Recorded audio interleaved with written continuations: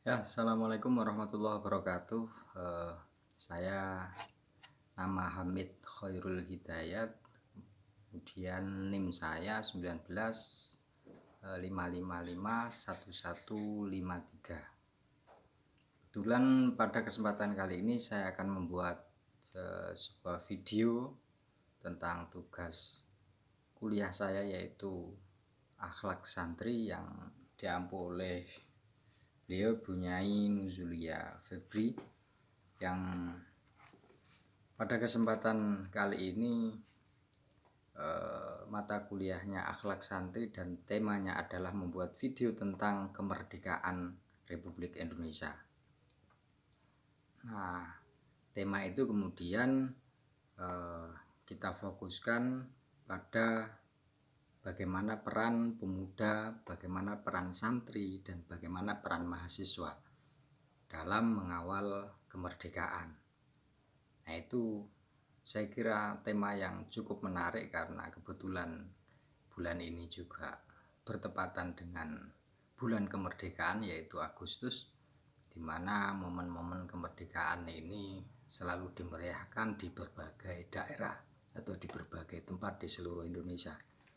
Baik, saya akan mencoba dalam membuat video ini, saya akan fokus pada refleksi kemerdekaan.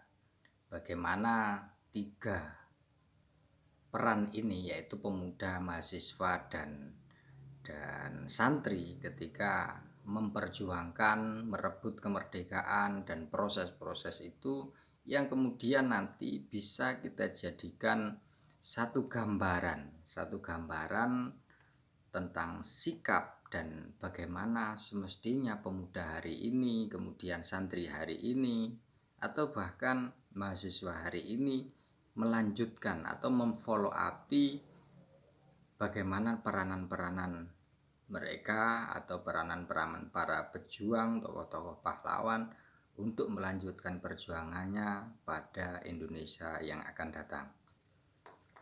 Baik, saya akan mencoba refleksi tentang kepemudaan, kepemudaan. Sebagaimana yang saya tahu bahwa peran pemuda ini memang sangat penting dimanapun, khususnya untuk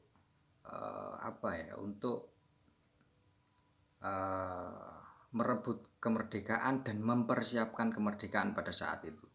Dimana kita tahu bahwa dulu kita ini kan dipecah belah oleh Belanda dengan politiknya yang sangat terkenal, yaitu Divide et Impera, atau pecah belah atau politik belah bambu dan macam-macam, sehingga kita pemuda waktu itu tidak mungkin bisa bersatu. Maka dulu ada banyak perjuangan, sebenarnya sudah ada kegelisahan yang mendalam dalam masyarakat, terutama pemuda, tentang bagaimana kegelisahannya ketika dijajah oleh Belanda.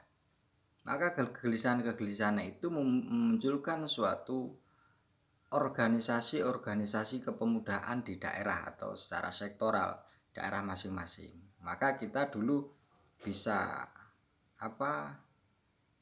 mendirikan organisasi daerah dan melakukan perjuangan melawan Belanda secara sektoral. Misalnya di Jawa ada Diponegoro yang melakukan perang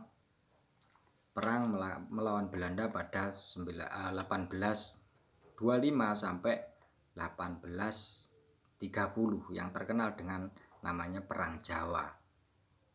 Nah, lalu kemudian di follow up di kemudian hari muncul organisasi kepemudaan di Jawa namanya Jong Java. Nah, ini adalah organisasi kepemudaan di Jawa untuk apa? Untuk melawan penjajahan Belanda, tapi sifatnya sektoral, hanya khusus pemuda Jawa saja. Maka di Sumatera ternyata juga ada, misalnya Jong Andalas atau Jong Sumatera ya. Ada dulu organ kepemudaan di Kalimantan namanya Jong Borneo misalnya. Yang di Sulawesi ada namanya Jong Celebes. Dan macam-macam. Nah, organ-organ kepemudaan ini masih pecah belah, artinya tidak bisa bersatu.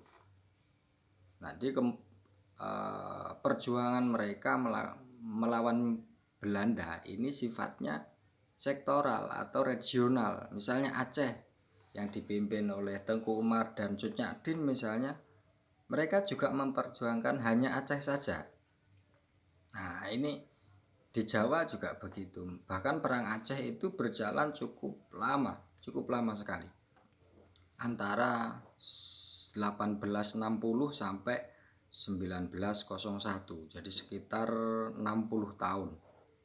Nah, ini peran pemuda ya, bagaimana mereka melakukan perjuangan pada saat itu tapi masih sifatnya sektoral.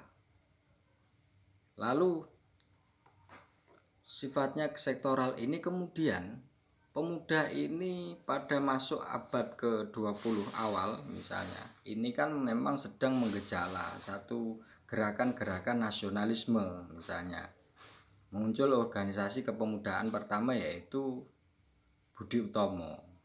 Nah, Budi Utomo yang diprakarsai oleh Dr. Sutomo dan kawan-kawan ini membuat organisasi kepemudaan yang pertama. Nah, dari itu kemudian mencoba untuk menyatukan satu persepsi atau satu perjuangan secara bersama. Maka dilakukanlah konsolidasi yang cukup panjang dari antara pemuda lintas daerah itu. Maka pada 1928 akhirnya meletus momentum yang dikenal dengan namanya Sumpah Pemuda. Nah, Sumpah Pemuda ini baru dari Sumpah Pemuda ini yang Jong Java, yang Jong Andala, Jong Borneo, Jong Celebes semua menyatu dari satu dan bersumpah atas nama bangsa Indonesia, berbahasa Indonesia, bertanah air Indonesia.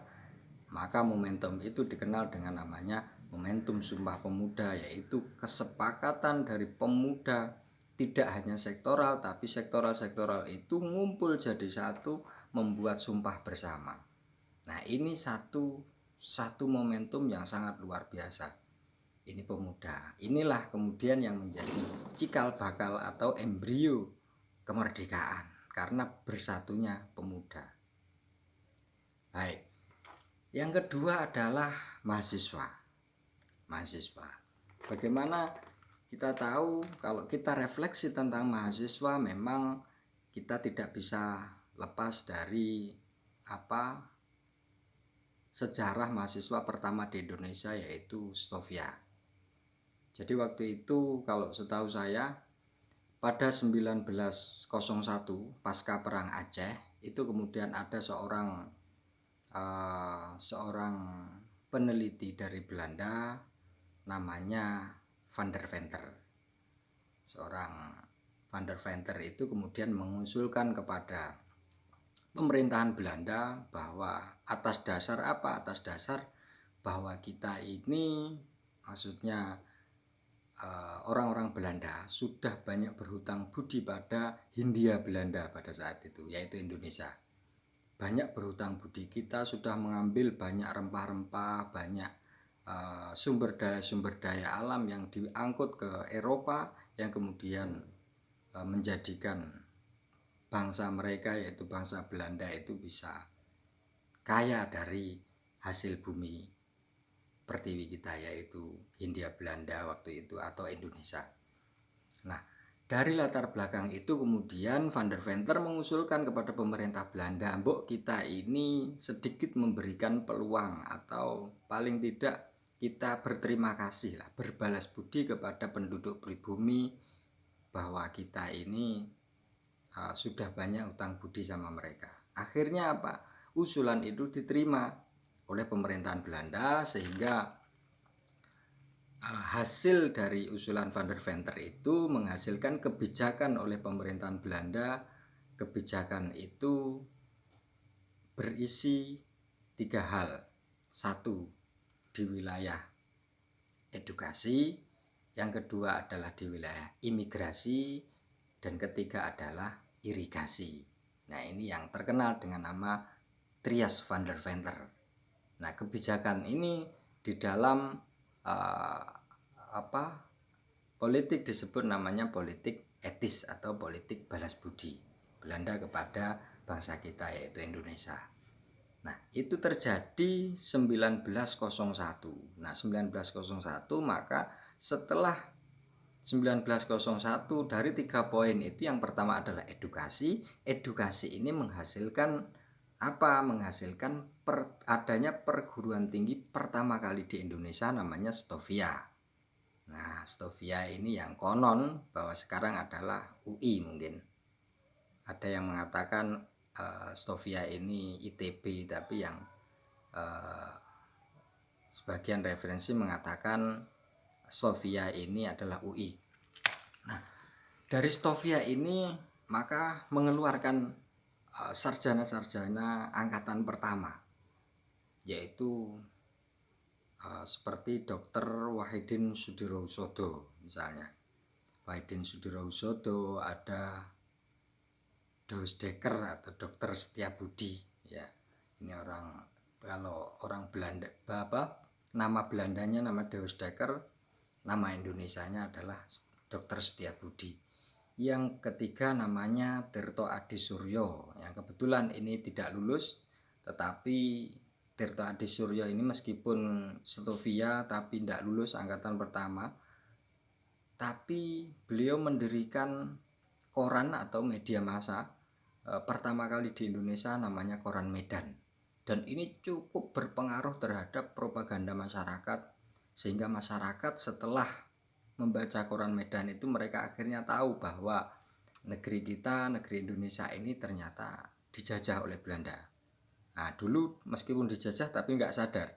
Jadi setelah ada propagandanya Koran Medan ini dari Tirto Adi Suryo ini, lalu masyarakat banyak yang mulai sadar ternyata kita ini dijajah oleh Belanda. Nah, setelah itu kemudian sementara gerakan yang dilakukan oleh Dr. Wahidin Sudirohusodo adalah penyadaran masyarakat secara person ke person. Jadi pindah ke Kalimantan, pindah ke daerah mana lagi untuk memberikan kesadaran pada masyarakat bahwa kita ini dijajah dan wajib melakukan perlawanan melawan Belanda. Nah, dari Stovia ini akhirnya menghasilkan satu sarjana-sarjana yang sangat luar biasa. Meskipun ini dianggap Belanda, ini hanyalah bukan sarjana yang beneran. Artinya misalnya dianggap dokter, ini bukan dokter yang sesungguhnya. Misalnya Dr. Wahidin Sudirohusodo itu kalau bahasa sekarang itu sebenarnya belum pangkatnya dokter, tapi masih mantri lah. Ada istilah mantri apa. Nah, tetapi meskipun begitu dimanfaatkan betul oleh para mahasiswa angkatan awal ini untuk melakukan penyadaran terhadap masyarakat. Nah, akhirnya juniornya akhirnya ikut. Siapa juniornya? Termasuk Dr. Sutomo. Ini bagian dari junior Stovia. Nah, Dr. Sutomo akhirnya 1908 mendirikan organisasi kepemudaan pertama, yaitu Budi Utomo, yang kemudian dari kolaborasi pemuda dan mahasiswa ini menghasilkan Sumpah Pemuda itu tadi dengan konsolidasi yang cukup panjang. Nah, artinya peran mahasiswa juga cukup signifikan dalam mempersiapkan bangsa ini. Kita tahu bahwa mahasiswa misalnya para founding fathers misalnya seperti Soekarno misalnya juga dari latar belakang mahasiswa. Kemudian Hatta juga begitu, Syahrir juga begitu, dan masih banyak tokoh-tokoh yang lain yang latar belakangnya adalah mahasiswa. Maka peran mahasiswa dalam merebut kemerdekaan maupun dalam mempersiapkan kemerdekaan ini sangat luar biasa. Itu yang kedua. Lalu yang ketiga adalah santri. Nah, santri ini tentu berbeda ya. Santri ini kita bisa melihat mulai terlihat adalah perannya Hadratus Syekh Hasyim Asy'ari, pendiri Jam'iyah Diniyah Nahdlatul Ulama. Nah, Hadratus Syekh Hasyim Asy'ari pada waktu itu terutama sangat terlihat betul bagaimana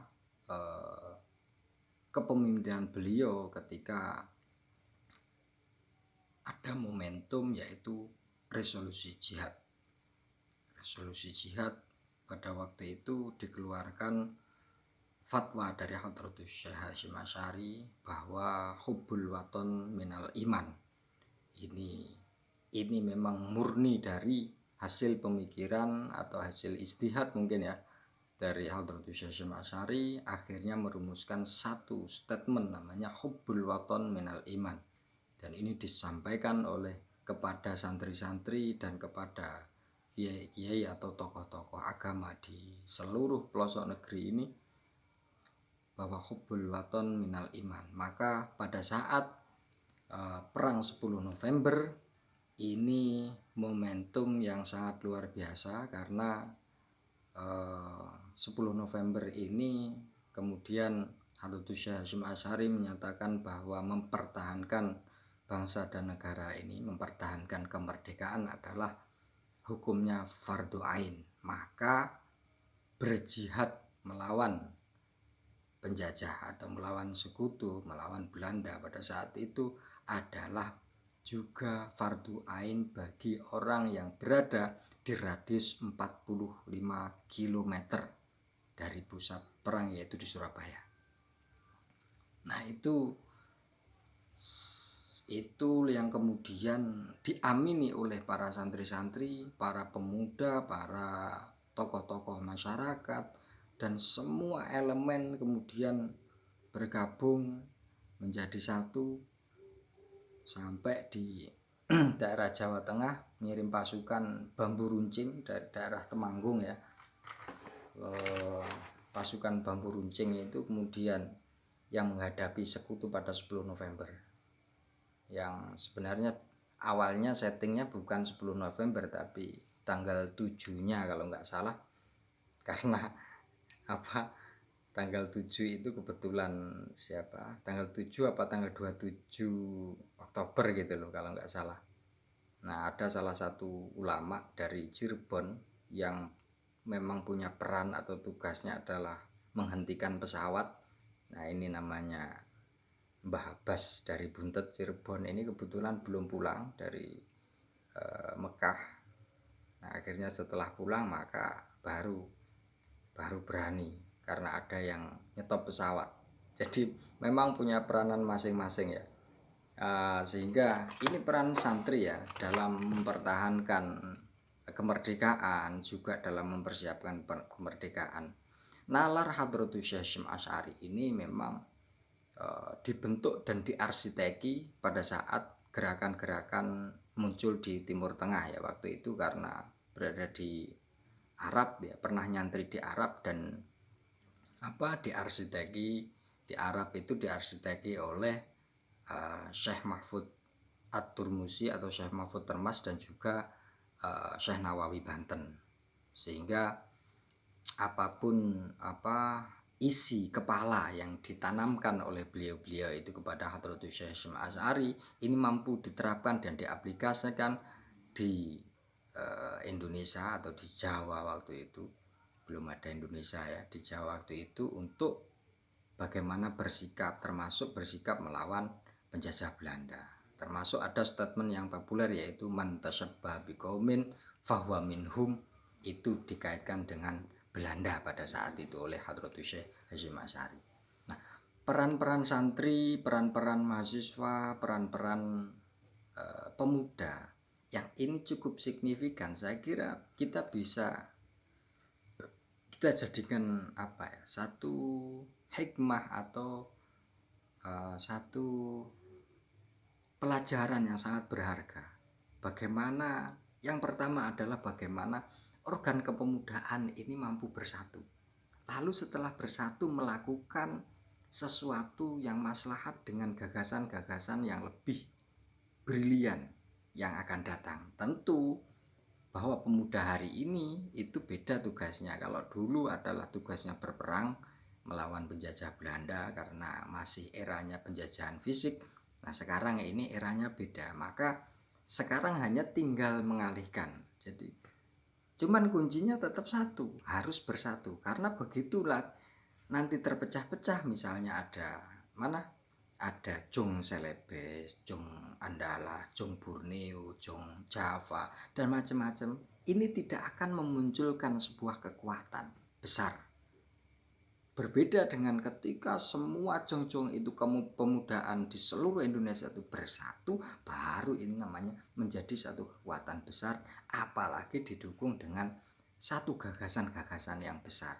Maka tidak mustahil bahwa pemuda Indonesia akan membawa Indonesia atau memfollow upi kemerdekaan ini dengan terobosan-terobosan yang jenius, brilian, dan kemudian mampu membawa bangsa dan negara ini dalam masuk kategori 10 besar negara di dunia. Nah, itu saya kira. Nah, peran mahasiswa juga sama ya. Saya kira kita bisa belajar juga dari sosok Soekarno, sosok Hatta, sosok Bung Tomo pada saat itu, dari Wahidin Sudirohusodo, Dawes Dekker, Dawi Tirto Adisuryo, Syahrir, dan macam-macam. Semua itu kita bisa jadikan ibrah dan teladan. Bagaimana kita tinggal mengalihkan saja, mengalihkan peran. Kalau dulu adalah tantangannya begitu, kita tinggal mengalihkan. Tapi kuncinya satu, semangat dan perjuangannya, antusiasmenya itu dalam jiwa keindonesiaan dan kemerdekaannya ini masih sama, masih satu. Itulah yang kemudian akan mampu menjadikan mahasiswa-mahasiswa yang brilian, mahasiswa-mahasiswa yang harapan bangsa dan negara. Saya kira itu. Santri pun begitu. Santri pun bagaimana kita bisa meniru, meneladani perjuangan-perjuangan yang dilakukan oleh Hadratus Syekh Hasyim Asy'ari, Mbah Wahab Hasbullah, Mbah Khalil Bangkalan misalnya, dan banyak sekali tokoh-tokoh yang bisa kita tiru semangat perjuangannya tanpa meniru secara tekstual, artinya karena konteks perjuangannya berbeda antara dulu dengan sekarang, sehingga santri hari ini harus berinovasi, lebih maju, lebih ke depan, dan lebih bisa menjawab tantangan di kemudian hari. Mungkin itu video singkat dari saya, mudah-mudahan ada manfaatnya. Kurang lebihnya mohon maaf. Akhirul kalam, wallahul muwaffiq ila aqwamit thoriq. Assalamualaikum warahmatullahi wabarakatuh.